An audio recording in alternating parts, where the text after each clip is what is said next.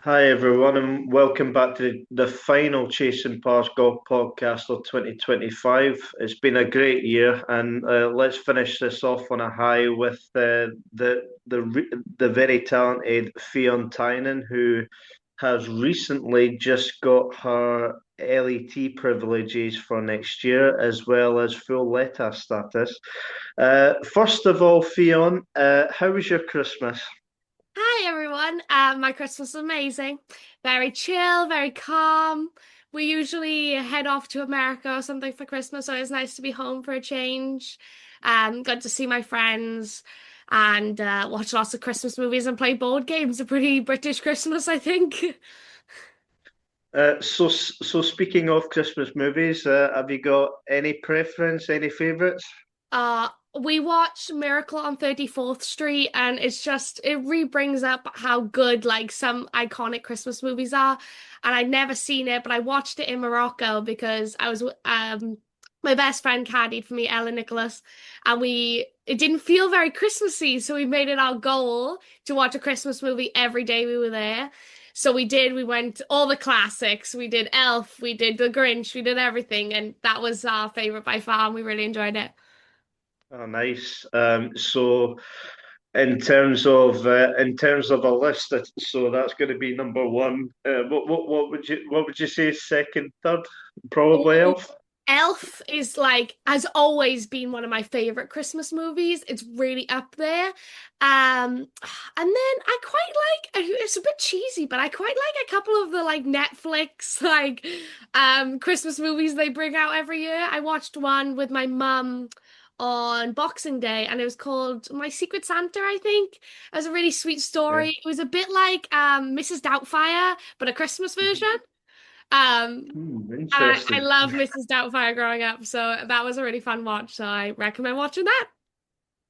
And in terms of obviously the food and stuff, take it you had fun, and Oh, we had a lot.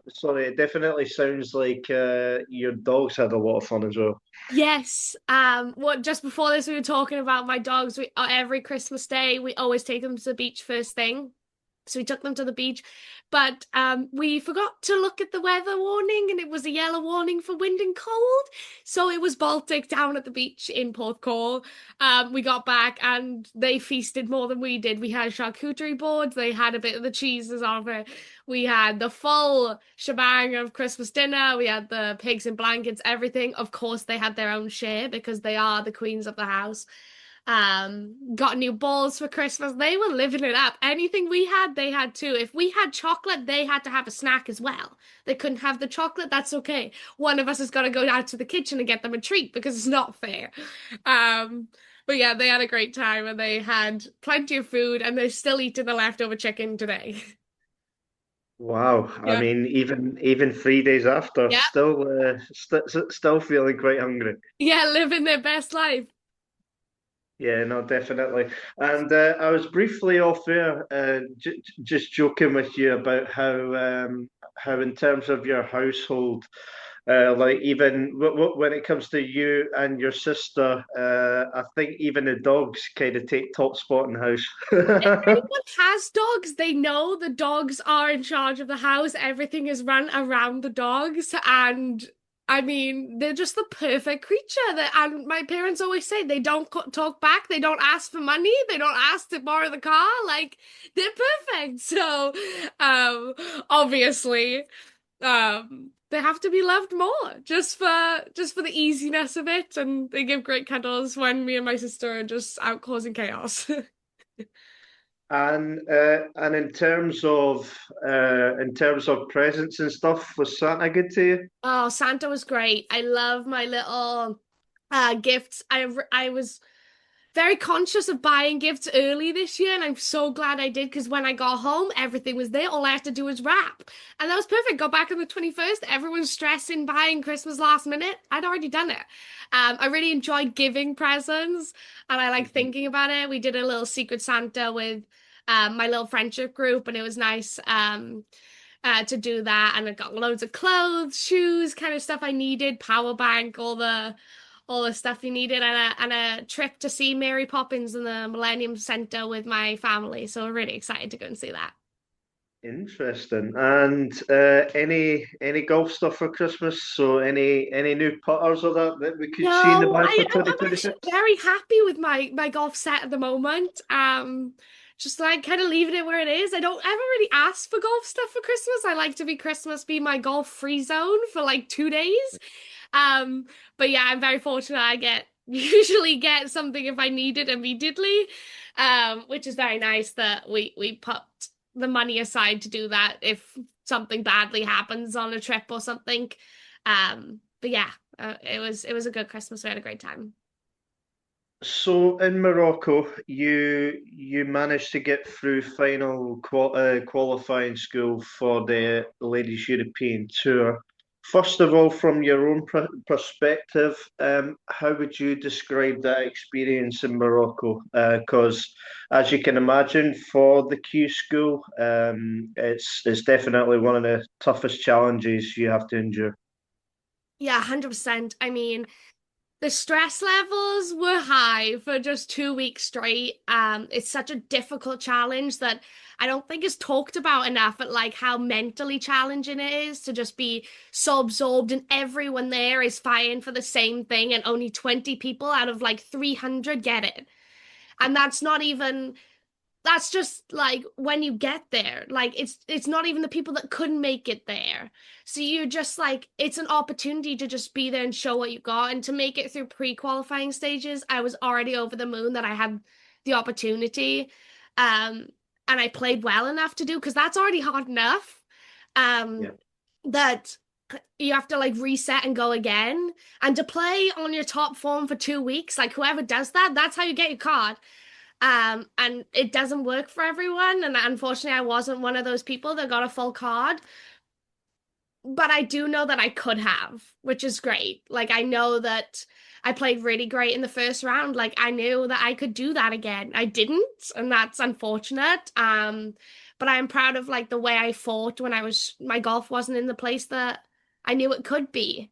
Um, is one of those things where everyone knows who listens about golf is hard. Like you can do everything right and still it not work. I'd set up plans. I'm very organized. I was like, okay, after the round, I'm going to do this and make sure this is in play. And I did that every day. And I get out the next day and I'm not hitting it the way I should be. I try to fix it. It's not working. Okay, we can play with it. It's just um, a frustrating experience because I know I could do it, but something that I'm so excited to learn from and kind of see what the future holds um because of it. Because you're only going to get better knowing that if my best was only at the end of December, then it's going to be a rough year, but I hope in my best is yet to come. Yeah, and in terms of the venue and stuff, I take it like in terms of the venue, it was a great setup for the week at Final Q School. Yeah, it was great. I mean, we really did struggle with the weather wasn't kind to us, so it kind of changed how the course looked. It went from being bouncy and you can hit lots of short irons in to all of a sudden the ball's not rolling anywhere. Course plays much longer, so they move us forward, then the course is all different. Um, so a lot more, you couldn't kind of go in with a plan. Yeah, I think everyone went in the first day was this is how I'm going to play this course, this is how I'm going to play this course, because both courses were extremely different. And then everything kind of gets twisted around, everything changes, pin positions move into places you didn't think pin positions would go. So again, it's kind of one of those things. It's great learning to be in a position where even though you don't expect it, you can still be resilient and gritty with it and be like, oh, okay, well, this is not how I planned it to go, but let's see if we can roll with it. And I think I did a good job of that. Yeah, and in terms of the weather, you just mentioned it there. Obviously, it was kind of pissing it down with rain for the first like day or so. How difficult and frustrating was that for you to, you're in the zone, but like when that stuff happens, it must be frustrating. Yeah, it was really difficult. And I think everyone involved was just trying to play like, let's guess what they're gonna do. And I just told some of my close friends, I was like, we have nothing to do with it. Like, we're not in charge. It's not like I can walk into the LET office and, hi, I'm Ffion Tynan and this is what I think you should do. Like, that's just not how this works. So you kind of just got to sit back and know that they're going to make the decision that's best for everyone. And you don't know, like, one of the questions I was asking myself is like, okay, if we can play on our course, but they can't play on their course, can we still play? And the answer is no, because everyone has to tee off on both courses. And the Royal was much wetter than the course I was on, Armaden. So I kind of was like, okay, well, let's take the control out of yourself, and that's hard for me.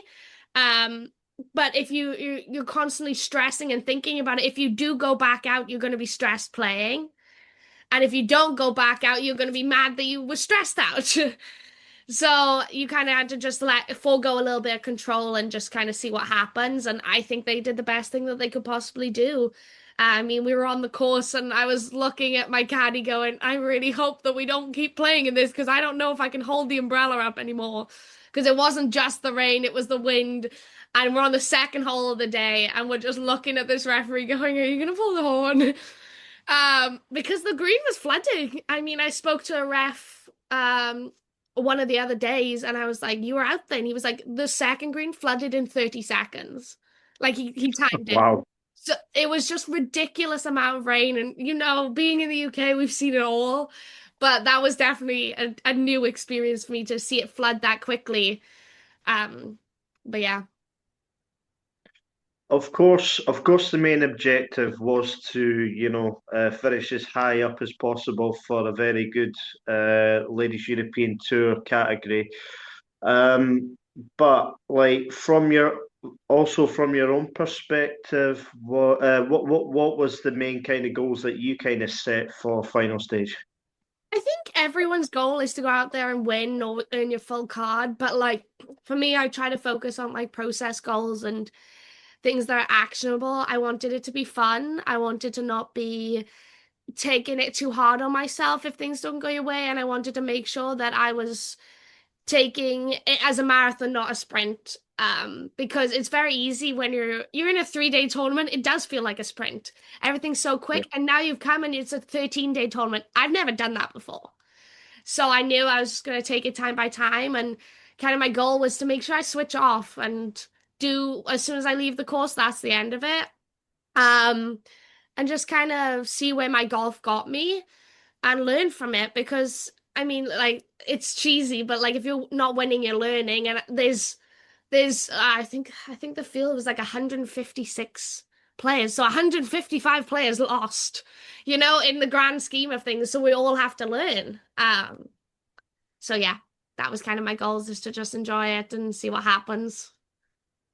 I mean, it's difficult for even the most experienced pro to navigate Q school, but to do it as an amateur as well, what was that feeling like? That must have also been hard for you. Obviously, there's probably no real expectations going into it for yourself being an amateur, but like I take it that was difficult as well. Yeah, it was hard because obviously my goal is always to be pro as soon as I finish college. So I was going there as an amateur, but with the full intention of turning professional, which I'm excited to do so. But it's hard because it's almost like another weird expectation. You almost feel like you have to like prove yourself to the pros that have already done this and be like, oh, is she just an amateur that's just like playing for fun, or is she an amateur and she should stay? And I got really lucky. I played with some amazing players. I played with one of a really good friend of mine, Lois Lau, and I played with her for 2 days, and I've known her since I was probably about 11. So it was really nice to get back out there and play. And it kind of felt like not an amateur event, but because of so many people I know now are just a little bit older, or I've played with them, or we grew up together. Being on tour, I got to see so many people I knew that I didn't feel that much out of place that I thought I would. I just, I really used it to like notice what I thought would be differences and actually commended myself on feeling like I belonged there. So I'm glad and I'm happy to do so soon.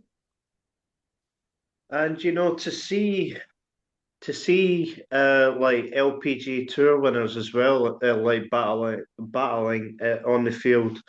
in terms of Ingrid Lindblad and also Julia Lopez Ramirez as well, who's had a really good spell on the LPGA tour. So, like players like that that have been very successful at amateur level, have had good careers so far on the LPGA tour, having to do the LETQ school as well. Did did I take it you can take like inspiration from them, like what they're doing in their game, etc. as well? Well, I was lucky enough to play with Ingrid in my third round, and she's lovely. Like we kind of like knew each other, but not like knew each other, if that makes sense. We'd always played SECs together. We'd kind of grown up playing against each other, kind of thing, being at World Championships at the same time, but always being like a group away from each other, kind of thing. Um, so it was really nice to catch up with her and like talk to her about her life and what she's planning on doing. And obviously, it's who doesn't look up to someone who was number one in the world for so long? I mean, everyone knows who she is. Like, it's hard to not respect all that she's done, and she's an amazing person too. So it was nice to kind of talk to her and talk about stuff and learn, and I feel like in a way I watched her game and knew that I had the potential to be the same as her. On that day I didn't, because I didn't hit it well enough, but it wasn't like I looked at her and was like, oh my gosh, I don't know how to do that. Or wow, that like I can't hit that. Which is nice to know as an amateur and being less experienced than she is. It was nice to be there and go, I could do that. I can't do it today, but I can do it. Um but yeah, it was really nice, and she's a very down to earth person um to play with as well. I got really lucky with that. Did you ask for any advice? Like, obviously, it's way too early to assume anything at the minute. But like in terms of advice for potentially going to the LPGA tour, did you gain any advice from Ingrid? She just said it was really difficult. She said that obviously she lives in the States now. Um, said it was really hard. She lives back in Baton Rouge, where she grew up in college. So I asked her a lot about, did she think about moving? And everyone's like, oh, she should go to Florida. And I asked her obviously why, and she was like, well, I'm comfortable here. And I was like, exactly, like for right now I'm comfortable at home too. I know where my golf club is, I know where the gym is. It's very easy once you're there. And she talked about like thinking about different things costing money and how to do all the kind of boring bits and bobs rather than the golf, because everyone knows at this level you know how to play. It's just executing it at the right times. And yeah, it was interesting to kind of talk about it and talk about her future plans a little bit. Yeah, I mean, did you get starstruck at all? I know you mentioned that that you sort of know Ingrid. Uh, did you get starstruck at all, knowing that you're playing with her in the third round? I wouldn't say starstruck is the right word, but obviously you just respect the player. Like Yeah. she's done unbelievable things. I've been in the ceremonies when she's held trophies, like that kind of things. But um, she's such a nice human being that like you have to give her respect that she's not coming out and she's not being cocky and she's not being like, I'm better than you or anything. She's really just she knew stuff about me already. She was like, oh, you transferred, didn't you? And stuff. And we had conversations about that where if you were starstruck by someone, it's like meeting the most famous person in the world. It's like me meeting Tiger and saying, "Oh, hey Tiger, like you know where I went to college." Like it's easy for you to be starstruck, but if they know that about you, then it kind of like levels you off, and you're like, "Oh, like you respect me at least a little bit." And I respect you a lot. It's hard not to respect someone who's as amazing as she is.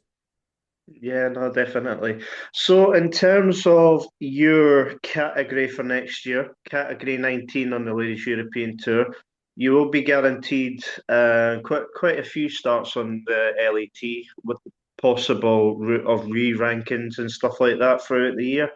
But also we'll have full status on the Ladies European Tour Access Series should you choose to accept it as well. So what is your kind of schedule going to look like, do you think, for 2026? I think that's it's kind of a current topic in my house at the moment is kind of figuring everything out. Obviously everything's new. I've never played in a professional event before Q School.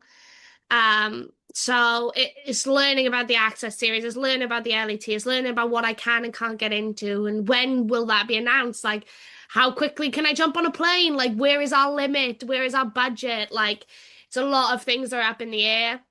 It's something I'm going to look into with both my family and my coach and try and figure out the best possible schedule for me. I think we're trying to gonna figure it out until about that June, July period when the re-rank happens. Um, and see what kind of that looks like for me. It's hard to say these are my events I'm going to play in because you don't really know. Everything's up in the air, and it's very different for me because I've always been very organized. I like everything set in schedule. But yeah, that's about all I got right now. Yeah, so using a slight example of how things can change in an instant. So Talia Martin, like kind of this year prioritized the Let Us tour, managed to get a win, etc. Got into a select few Ladies European Tour events, and then all of a sudden finishes fourth in Sweden at the Hills Open, and then all of a sudden her schedule kind of changes onto the Ladies European Tour. So, for example, that can only take one good week, and everything changes for you. So, Exactly, and I think that's why it's my family's plan to not do the whole schedule. Let's focus on trying to play the best golf I can when I can. It's obviously it's cool. I love traveling. It's one of my favorite things to do. But if it means that we forego Australia, for example, because that's a huge expense to go to Australia for a month. And we do something close to home and we get my golf right and we get in a good place and I start playing well. Wherever you play well is going to help you.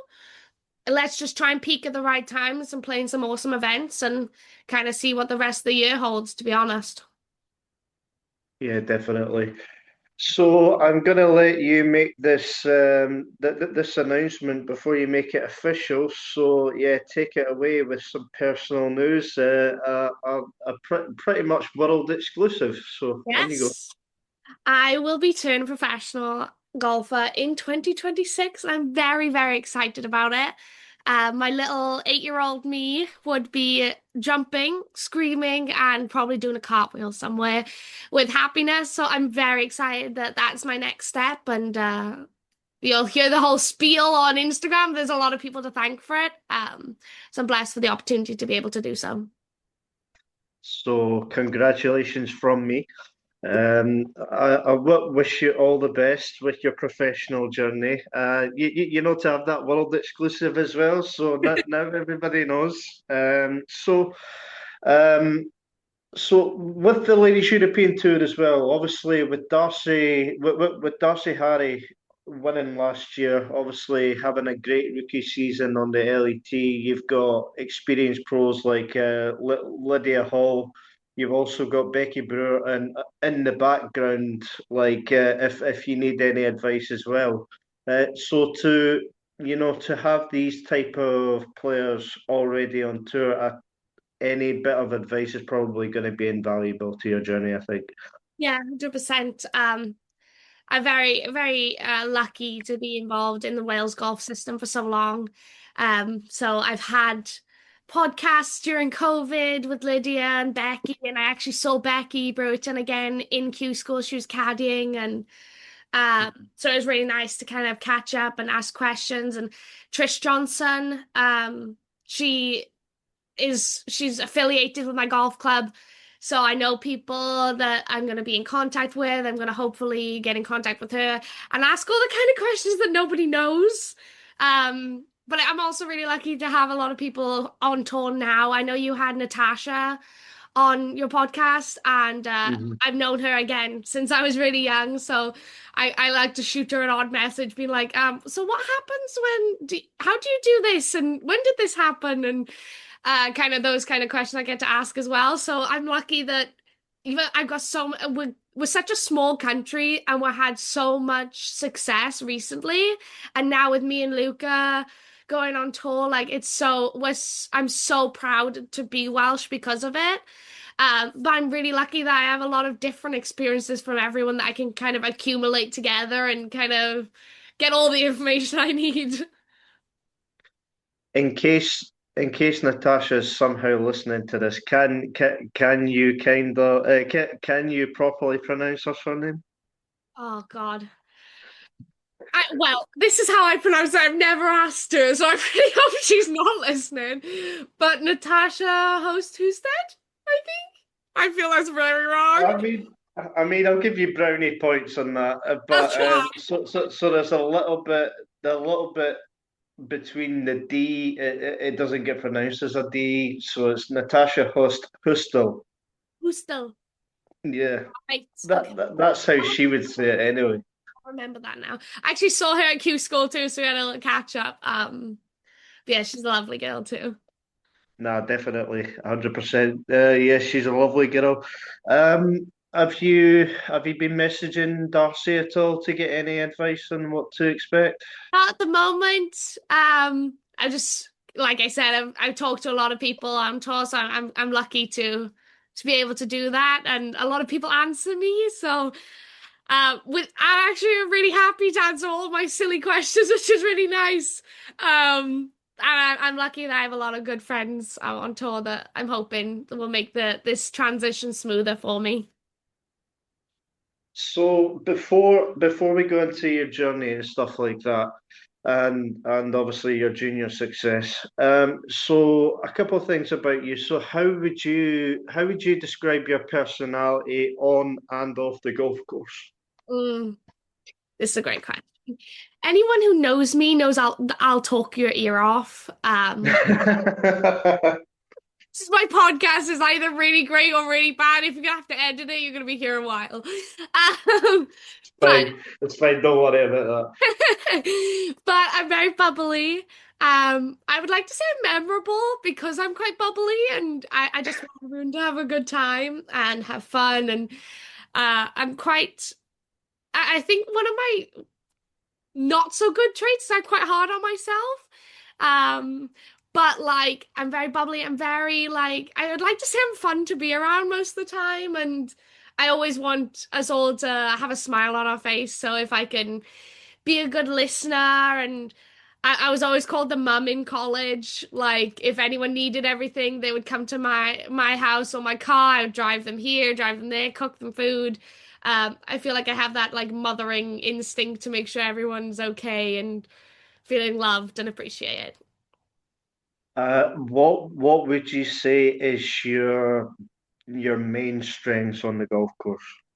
I think one of my really good strengths that has only become a recent good strength is like my emotional intelligence. I've worked really hard for the last year with Ashley Rowley with Mastery Performance Counseling.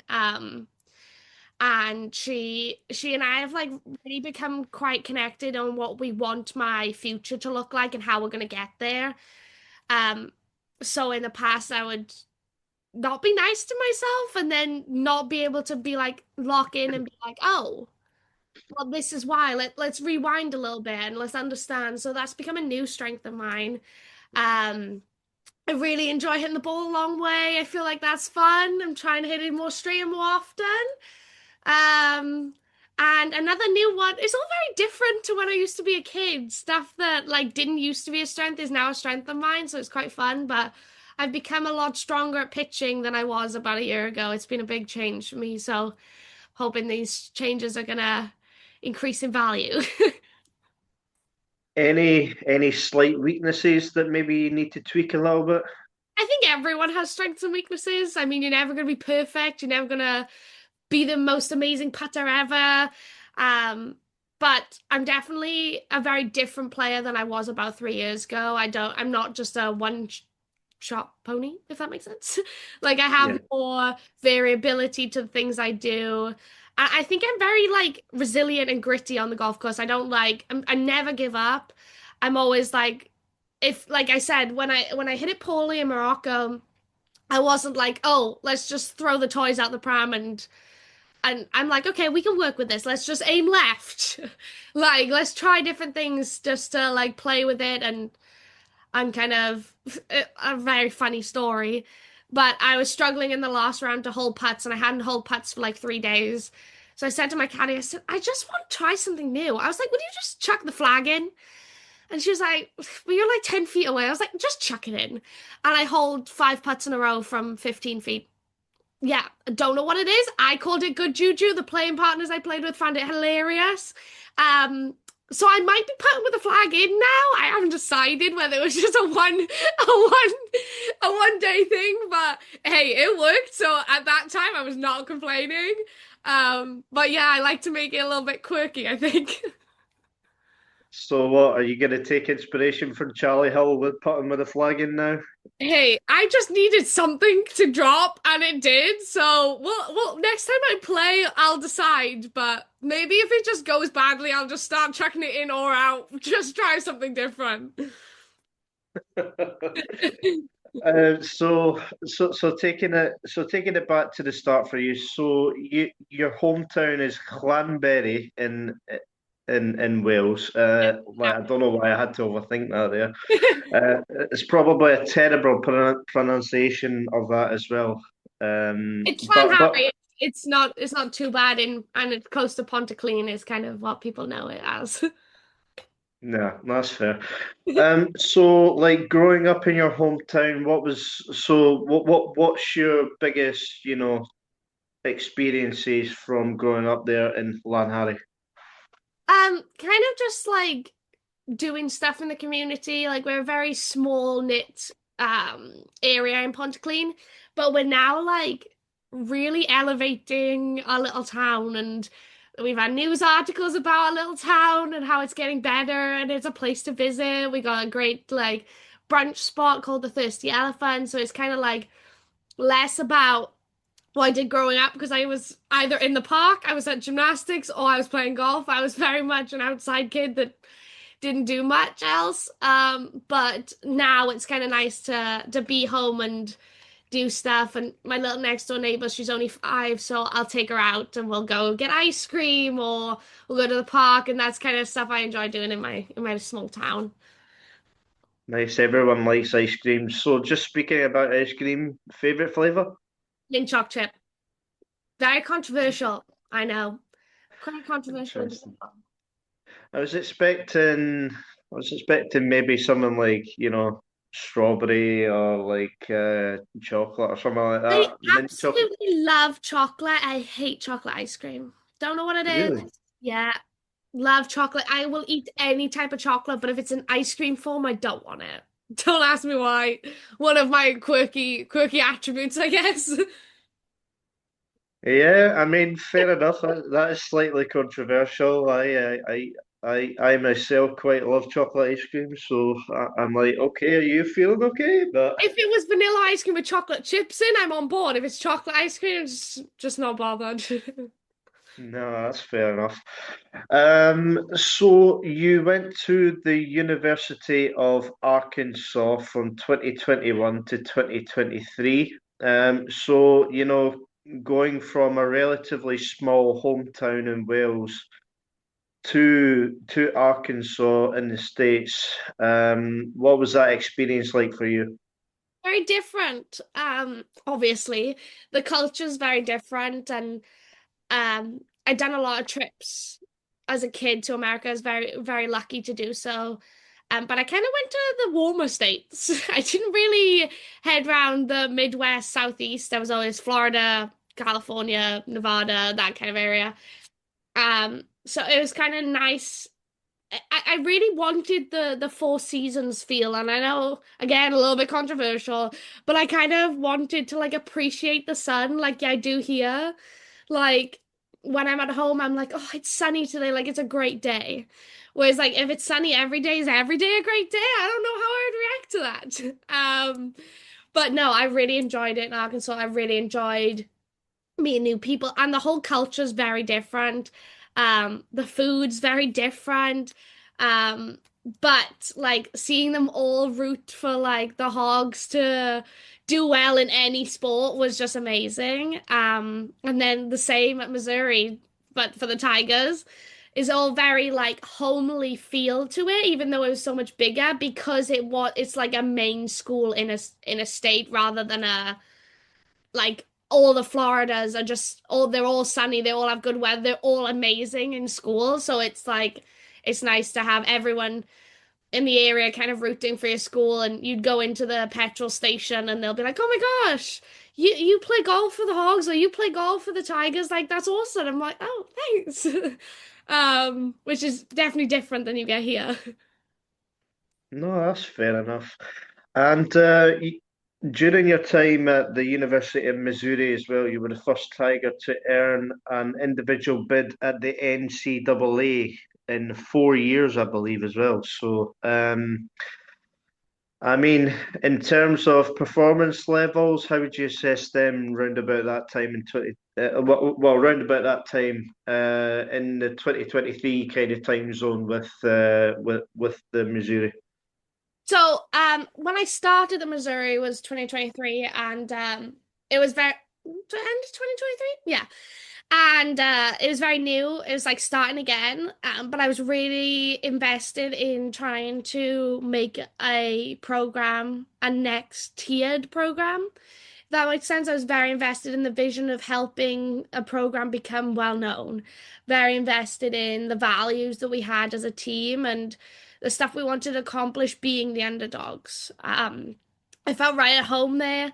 Wales has always been the underdogs in most sports, unfortunately. And growing up with Wales golf, we always had the talk of like, mark your own path, but like, let's not be the ones that just bow out and be like, oh, well, we're playing Wales, so it doesn't matter. Like, we matter and we're here to stand. And that's kind of what we were trying to create in Missouri. And I'm really lucky that I got to play really well coming into my senior year. I think I had, I might be off, but I think I had like 8 out of 11 top 15s in my final year. So I played really well. I got fortunate enough to earn a bid as an individual. I was really trying so hard for our team to earn a bid because that was our team goal. We were just a little bit off um, from earning it. So I didn't really expect it for myself. I was watching the selection show. I saw that our team didn't make it, turn the TV off. I got a call from my coach, "Why have you turned the TV off?" I'm like, "What do you mean?" And she was like, "You have a chance." And I was like, "No." And I did, and I made it. I thought like playing poorly at SECs, I wouldn't have had a chance, but I did, and I was really lucky, and the girls were so supportive and so nice about it. That was a really cool experience. So talk to us about how you got started in the game because I'm led to believe that I think it was at the age of 8 on Yes. holiday in Orlando was how you got started. Is that right? Yes, what you're gonna learn is I have a lot of quirky stories. My golf, my entrance into golf is one of them. I was quite a stubborn 8-year-old child, which tracks, and I didn't want to go back to one of the Disney parks, which my younger sister wanted to go back. She wanted to see the same characters again. I didn't want to go, obviously. So like I threw a tantrum. My parents were like, just go to kids camp for the day then. We're going. I was like, okay, so on the kids camp on that day was golf.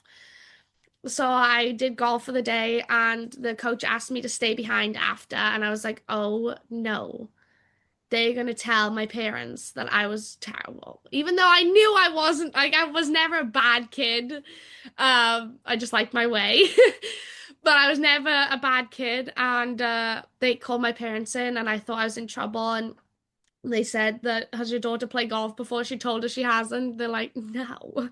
What do you mean? Like I was very ballerina-esque, not but like into the gymnastics, the little skirts, and they were like, she wants to play golf. And at the time, there was really not many female golfers, definitely at my age or where I'm from.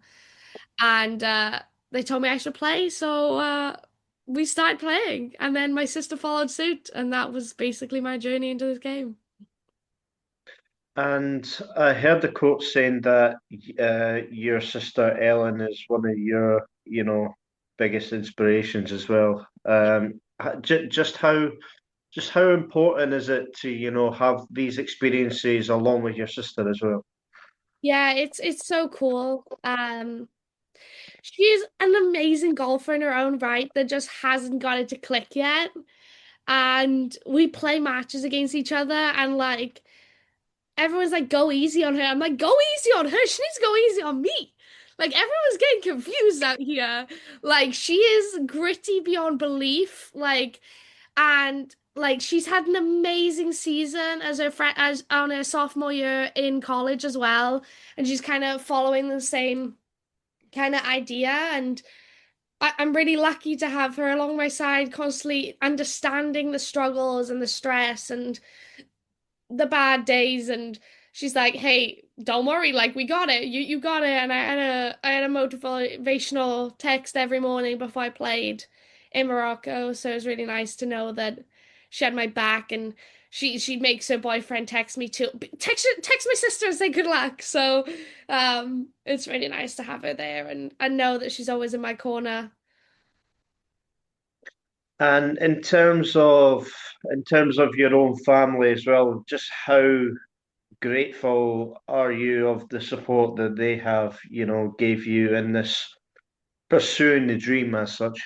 I mean, there's just no amount of words that you can say to be so, to be well, which would be enough to be as thankful as I am for my parents. I mean, my parents work two jobs. Like we never were born into money.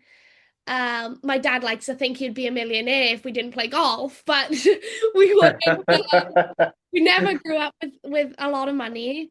Um, but we make things work, and the sacrifices that they've made in order for me to have like not even like my dreams, but like everything I've ever wanted.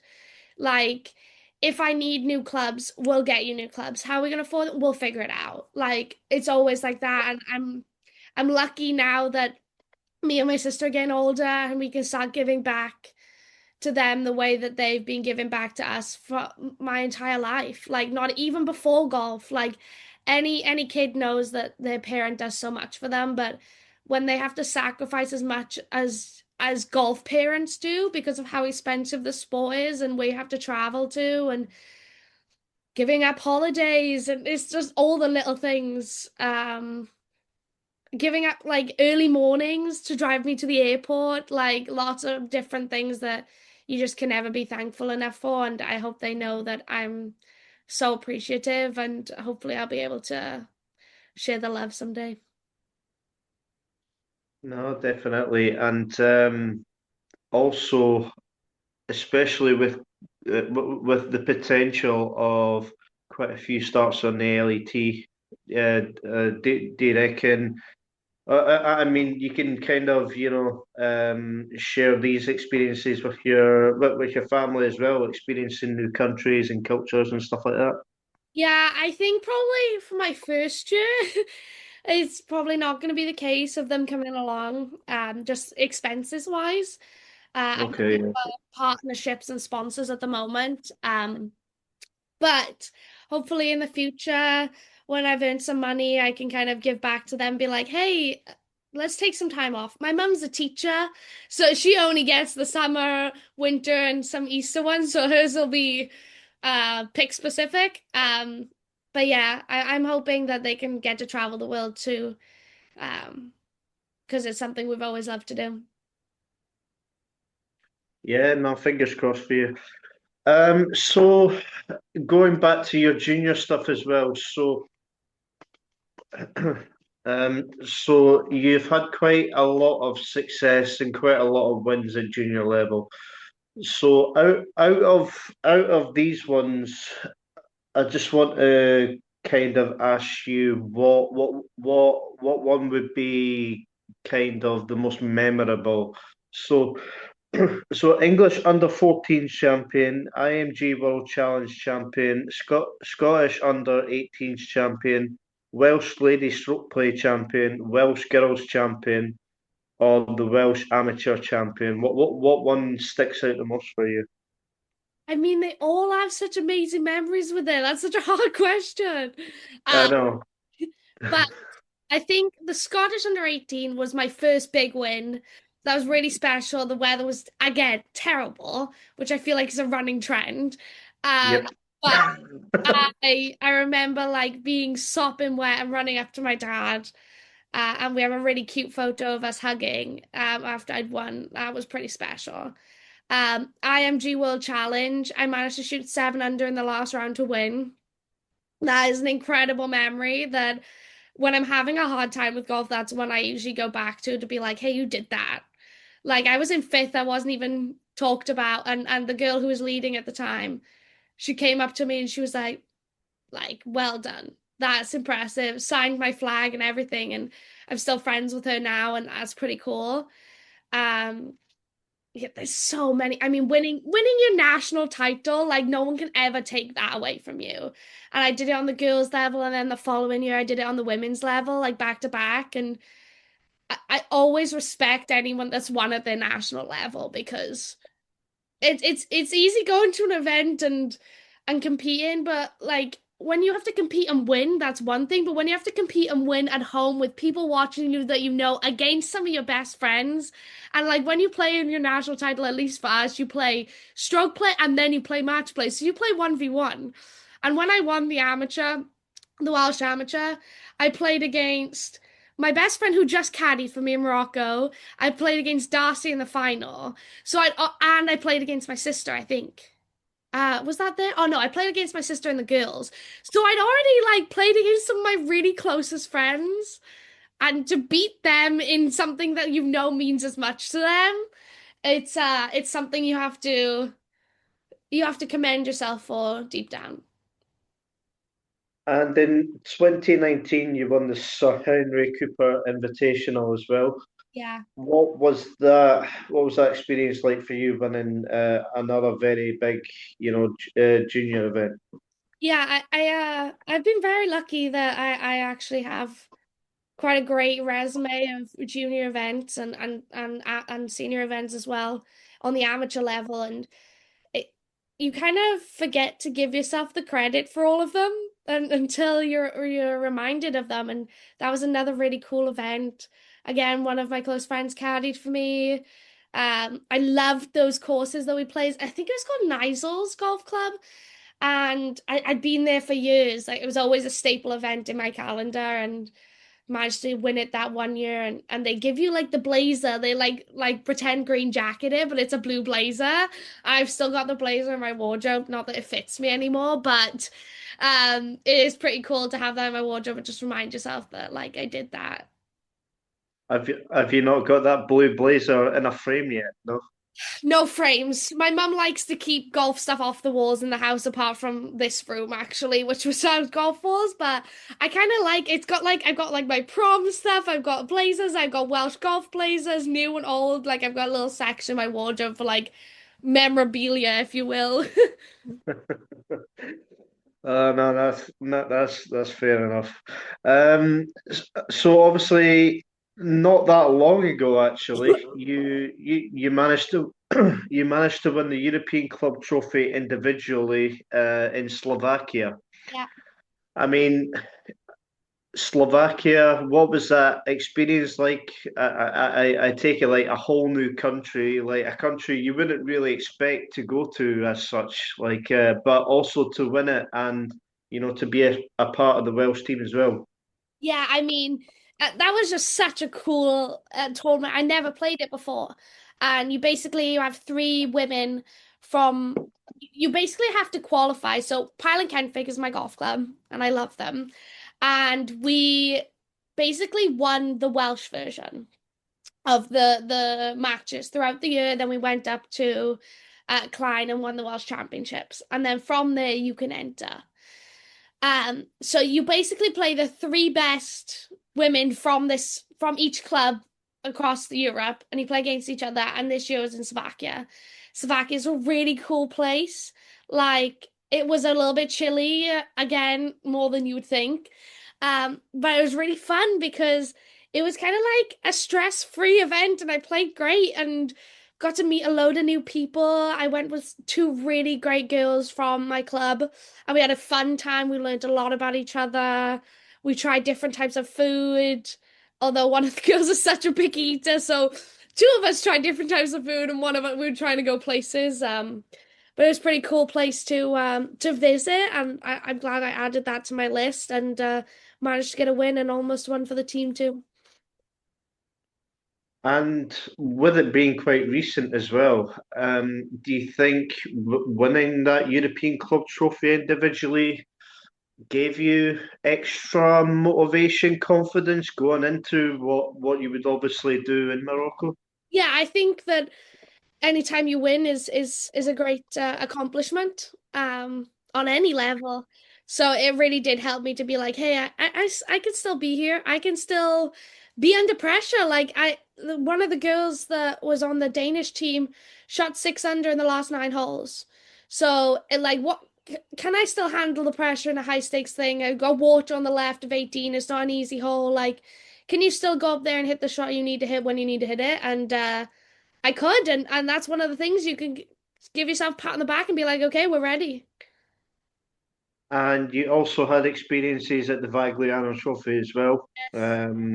Like obviously to be a part of the team environment as well, was that something you kind of thrived on, I guess? Yes, the Junior Vagliano team, I was a part of it twice, so it was a pretty cool experience. Played one in Italy and then one in Royal St. George's. And representing your country, I've been blessed to do that, but representing GB&I again is just incredible. Um, and being part of a team, being part of something bigger than yourself has always been really important to me. That's what I'm looking for on the pro level too. So it's kind of nice to have people to lean on and all want the same thing, even though the next week you're playing against each other in another event. It's like the songline just on a smaller level. And like so on numerous occasions for the Welsh national team as well, you've been involved in it. What would you say for yourself is the most is the most what's the most important part, do you think, about like representing your national team? What's your favorite kind of stuff about representing Wales? Like, do you kind of go like extra level, patriotic when you're kind of when you're kind of representing Wales? I'm not gonna lie, I probably well, I am probably a bit over the top for Wales, especially when we get to match play stages. Um, and if I'm playing against someone I know, they know it's like just how much I love it. But maybe if I play against someone they don't know me, they're like, wow, she's a little crazy. I'll wear the glitter, I'll have my hair all different colors, like red, green. Oh yeah, we'll be in ribbons, we'll be in glitter, we'll be screaming, I'll be high-fiving, I'll be giving people like, the tingly hands when you give a high five. So I've had some foursomes partner be like, take your ring off, like I can't give you a fist pump on that ring. Um, so kind of those kind of stuff. I'm very proud to be Welsh. I'm very proud to be from such a small place and be able to put it on the map a little bit more. Um, and yeah, playing for 12 years for Wales golf is something that no one can ever take away from me, and I'm really blessed to do that and blessed to represent the dragon with pride.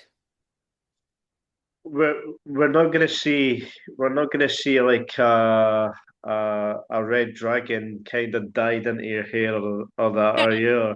I would get ribbons and color them, but we don't dye my hair. That's too much effort. So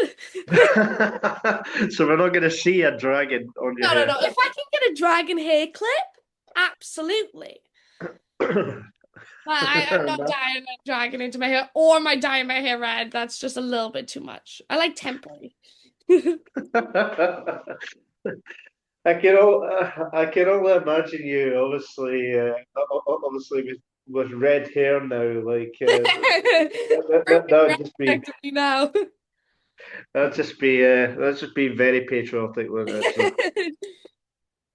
So, so like in terms of Wales as well, out of the championships that you competed in for your national team, what would you say is your top two? Do you think? Oh wow. Okay, I'll give you two, but that's very hard.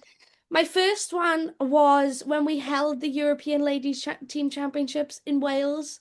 First time Mhm. it ever been done, and we managed to make a flight, which again, not the first time I've been done, but hadn't been done in like 25 years, I want to say. So that was such a cool experience to be at home, to be, well, not my home, but like close to home, to have loads of people around us, like spurring us on and to do well, or like it was just something incredible, and we all like really rallied together that week and managed to produce something special. And then my other one would probably be, that's hard. I've played South American AMs, I've played World AMs. I mean, the experience wise, probably South American Am last year. Oh, was it last year or this year? I can't remember. Oh, I think it was this year. Yeah. In January this year, I went to South American Am with Tom Basto, Tom Matthews, and Luca. And the four of us went together to Chile and we had the most amazing time. And I played really well. I came top five, I think, or maybe top 10. I don't know, one of the two. You'll have to fact check me. And but had the most amazing time, and it's just those experiences that you get to be and meet these amazing people because you share something in common, and that's your pride for your country and that you're really good at golf. And we to represent your country on a huge stage in such a cool country. Um, I always remember those experiences. So a little bit more about you is that you're very passionate about growing the game of golf and also mentoring some of the younger talent that's about to come onto the scene. Um, has that always been the case for you?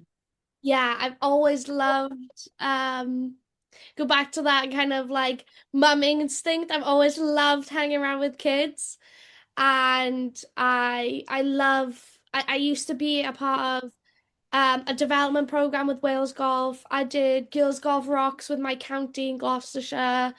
I did helping out kids while I was in. We did like volunteer work with kids while we were in the States. I'd done a lot of stuff, and now I'm blessed to be a part of the program I'm trying to build with the amazing pro shop professionals we have at my golf club, and trying to be a part of that a little bit more, show my face and help them. I just want it to be fun for them. I don't want it to be stressful. I don't want it to be hard work. I just want them to learn and enjoy the game. And I actually created even outside of golf, like I'm really interested in getting kids into sport. One of my classes while I was in Arkansas, I created a sports day basically, and I invited 300 kids and athlete. I had almost an athlete from every sport in the university come, and they could meet them. They could take pictures. They could play different games. They could basically like a tryout. They could try out football. They could hit a golf club in the football field, and it was pretty cool to get to do. And I just love watching them enjoy something that you don't think you'd get into, especially golf. It's hard for young girls to be pushed into golf unless they have a family member. So my goal is to make it more amenable and make it more fun and not just be known as a boys' sport because it's not anymore. What would be one vital piece of advice that you would give to any kind of, young kid maybe looking to get into the golf scene? I would just say that you've got to figure out why you want to do it, and then take every day, like be very present with it.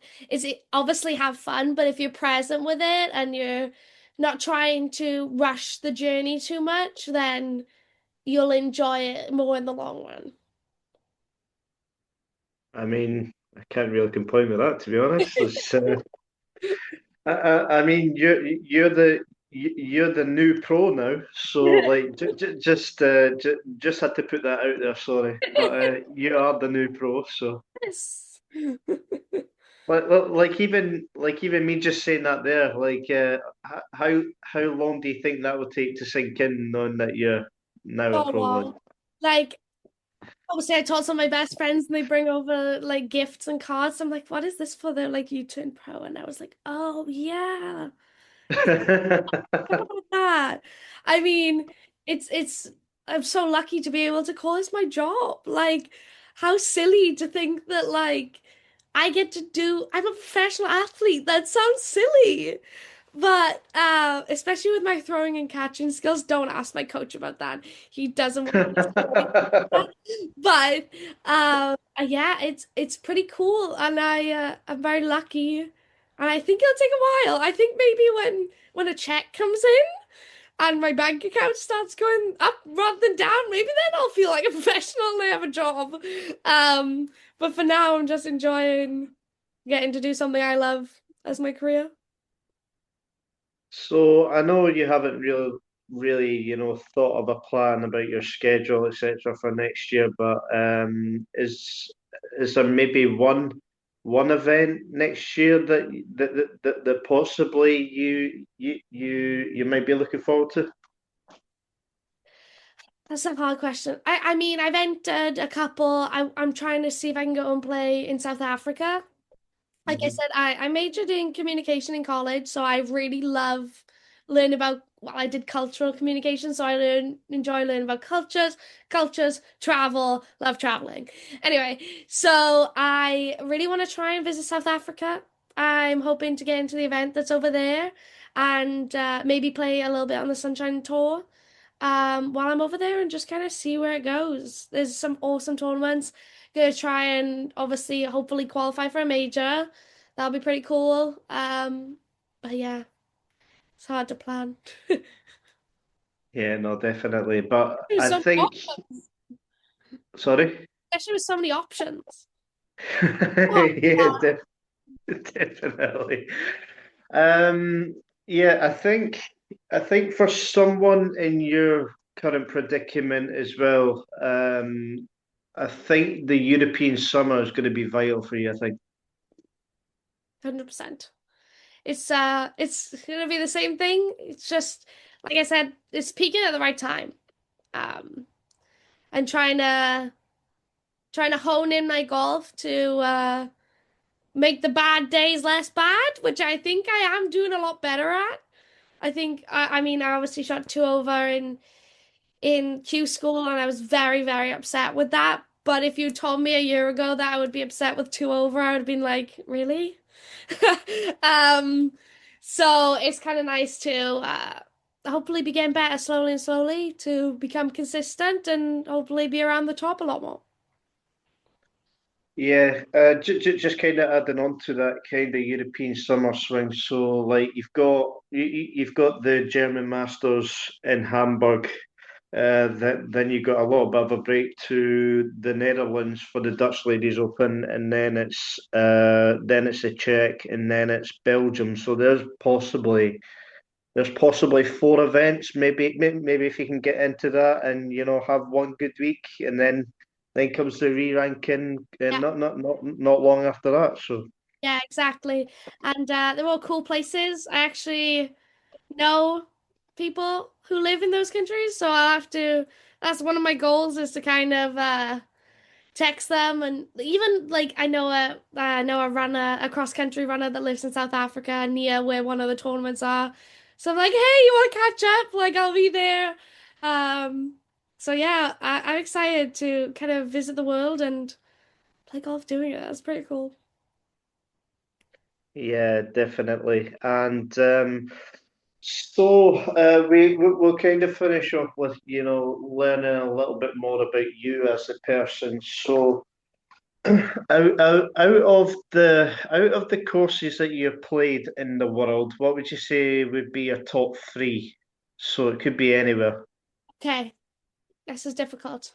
Again, you like your difficult questions, don't you? Right. Let I me. mean, I mean, to be fair, there's a reason why people.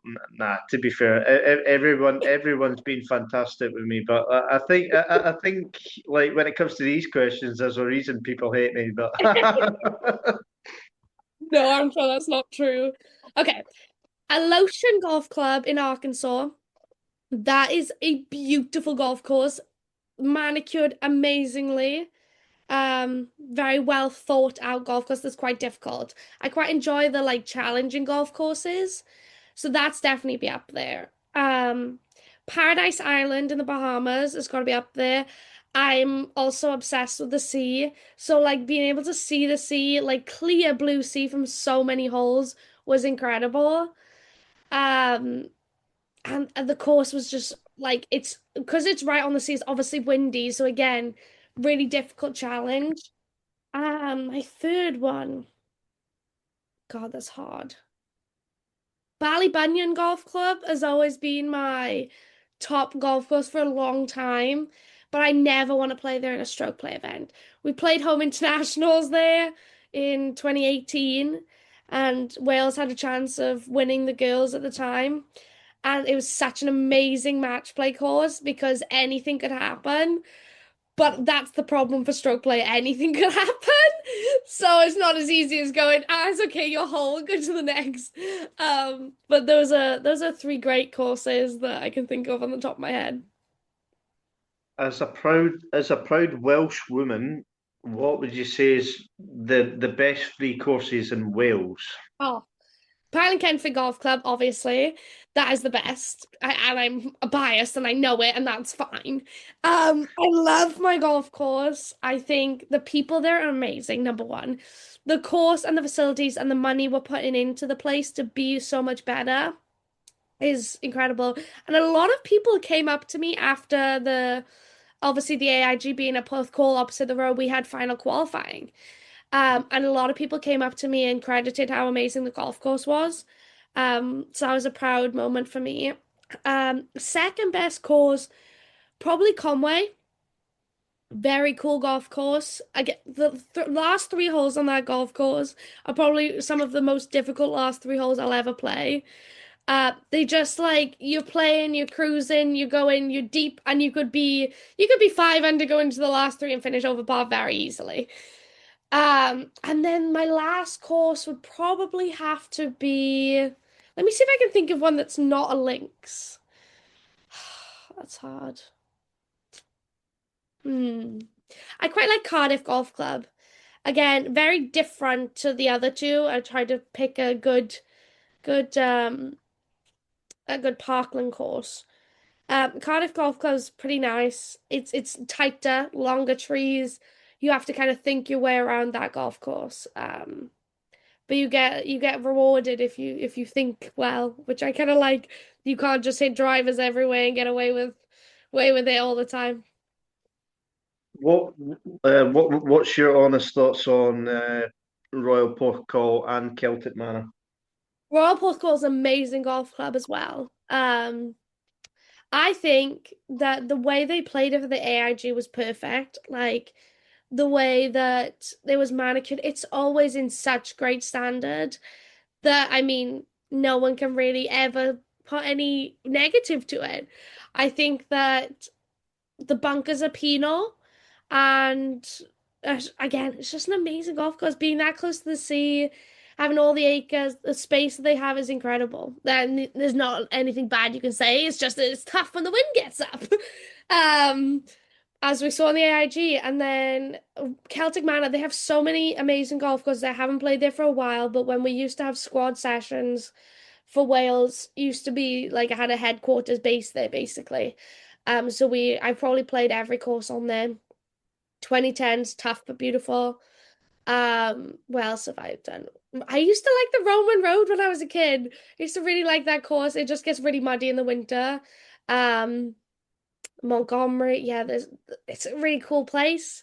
I wish we had a couple more of those in Wales, and hopefully we'll have a little bit less rain, so they'll be a little bit less muddy.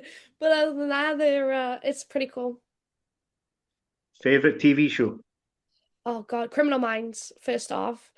I'm very into like a bit of murder mystery, true crime, that kind of stuff. So Criminal Minds is number one. Um, but there's so many. I could go down so many different paths. I'm watching Gilmore Girls at the moment, loving that. I've gone Grey's Anatomy. Netflix and TV shows is my thing. I watch a lot of them. If you've watched it, I probably watched it or at least watched an episode. Um, but yeah, Criminal Minds is definitely my favorite. Yeah, I was gonna say, the stereotypical Gavin and Stacey or something like that, but Again, an amazing show, but like I'm not very good at rewatching shows. I don't like rewatching if I know what happens. But Gavin and Stacey is one of my ones that I'll rewatch at this time of year again. And obviously, I watched the finale. Was it last year or the year before? I can't remember. But what an amazing Christmas special that was! Everyone was invested in that house. yeah, I mean it's definitely a very good show anyway. So, favorite type of music? This answer used to be rap, but I think I'm going more into like a bit calmer, like not pop, but like the girlies kind of. I quite enjoy the girlies at the moment, but like rap for the gym, Stormzy, Drake, that kind of thing for the gym, and like a bit of country. We went to watch Zach Bryan in the summer. Yeah, a bit of a miscellaneous girl. Just don't put any classical or rock music on. I'm not invested in Yeah. I won't also Fair, be doing fair. house music. I can't be listening to the oots oots oots all the time. I'd give myself a headache. Nothing wrong with a bit of dance. Oh, I can't be doing it. I'm too old for that now. You're only 22. I know, Try and and get I to quite my enjoy my tr little box and my TV. try, I live try like an when you old get. grandma. I was going to say try when you get to my age, 31. Then you'll be like, oh, I'm getting old. Um, like obviously you mentioned how you love to travel. Have you got any favorite travel countries that you've been to? I've already mentioned, I love Chile. Thought that was an amazing place. I loved Jakarta. I went to Jakarta in Indonesia. I loved the culture there was so different. Eating like curry in the morning, very, very different to what I'd used to. Bahamas has always been a bucket list trip, and we managed to go there for a golf event. That was so cool. And we stayed at the Atlantis, and I lived out a little girl's dream there as well. I've been very lucky. I've traveled all over Europe, some amazing places, but those are probably my top three, I think. I obviously love America. I've been all over America. I love Arizona. If you want to go to America, go to Arizona. The heat is perfect, no humidity, delicious. But go in at probably April because I feel like it gets hot in the summer. So Dream Four Ball, and you're included in this. So Okay. So three other. three others. Nelly Corda, obviously. Jack Nicholas. Oh, they have to be dead or alive. It can be dead or alive. It's fine. Okay. Okay, that's fine. I can keep my ideas. Do I want to change it? Okay. I'll change it. Nelly, Sevi, Hmm. and Charlie. Oh, Nice. So you got obviously the pure beautiful swing of Nelly Corda. yeah. You've Yes. got Sevi's famous Sevi hands, Yeah, and then you've got Charlie that's like a Duracell bunny. So exactly. I think and me and then Charlie are quite similar with our Duracell bunny-esque. But yeah, that would probably be a good dream football, I would think. yeah, I was gonna say Sevi will be having like what the hell is going on here? Sevi won't know what he got himself into. But yeah, I feel like that'd be cool because you could have like the serious chats on the way around, but also have the goofy chats. I feel like you could learn something while also being like, oh, what coffee do you drink? You know what I mean? Like you could do it both.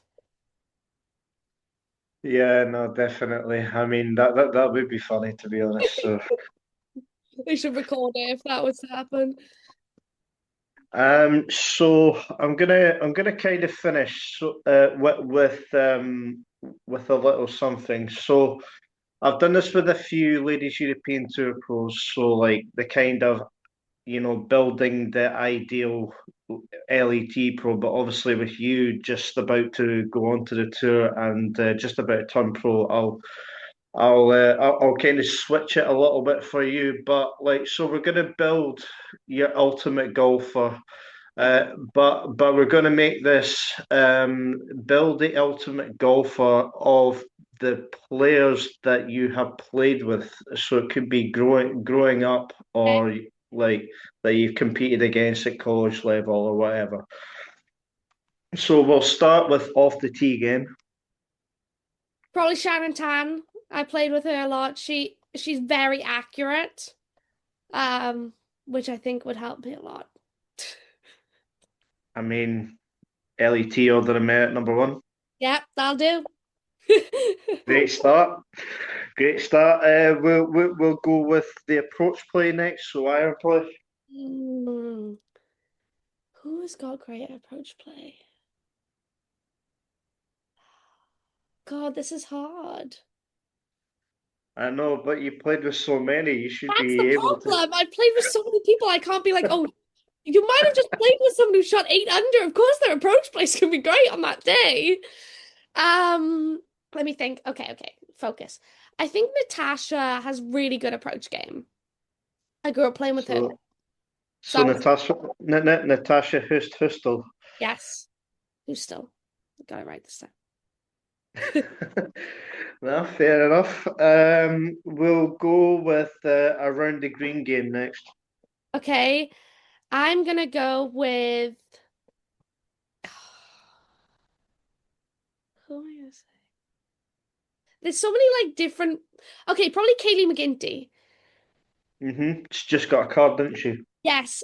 So I actually used to play foursomes with her. We were part of the same county, growing up. So we were foursomes partner for like 4 years. Um, hmm so it was always nice to play with her, and she always saved me around the greens. Yeah. Nice. Um, and obviously the most important one out of the whole lot is who's going to be your putter. Based off the 2 rounds I played with her this last week, I'm gonna say Lois Lau because she putted unbelievably. She played great. I loved her, like the way she went about her putting. That was something I learned. I was like, oh, I like this part of her routine, and I like the way she like looks at a putt and it actually looks like it's gonna go in if like the pace of it is really solid. Um, yeah, I was quite impressed with that actually. Who's going to be the ultimate cheerleader? Ultimate cheerleader. Oh, my best friend, my Fleur Van Beek. She was my best friend in college, and she's always been my biggest cheerleader. She's such a goofball. But yeah, she's she's a great cheerleader. When you're doing well. So the hype woman as such. Yes, hype woman, of course. And and also who's gonna fill in the category of best mindset?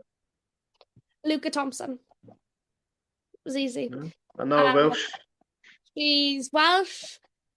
She's very open to learn. I mean, we did a quick practice trip together in Spain about 2 weeks before, or maybe it was a week and a half before we went to Morocco.